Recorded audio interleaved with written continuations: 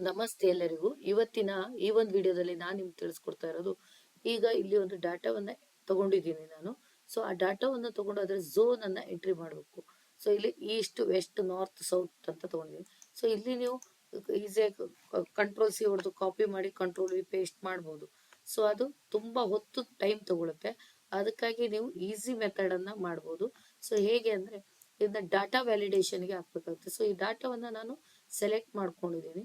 ಡಾಟಾವನ್ನ select ಮಾಡಿಕೊಂಡು ಇಲ್ಲಿ data validation ಅನ್ನ ಕ್ಲಿಕ್ ಮಾಡ್ತೀನಿ. ಅದರೊಳಗಡೆ ಡಾಟಾ ವ್ಯಾಲಿಡೇಷನ್ ಅಂತ ಇದೆ.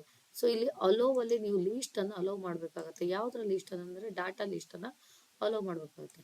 ಸೋರ್ಸ್ ಅಲ್ಲಿ ಏನೇನ್ ಚೇಂಜಸ್ ಆಗಬೇಕು ಅದನ್ನ ಇಲ್ಲಿ ತಗೋಬೇಕಾಗುತ್ತೆ. ಅದನ್ನ ಏನ್ ಆಡ್ ಮಾಡ್ಬೇಕು ಅದನ್ನ ಸೋರ್ಸ್ ಅಲ್ಲಿ ತಗೋಬೇಕು. ತಗೊಂಡು ಓಕೆ ಅನ್ನ ಕ್ಲಿಕ್ ಮಾಡಿ.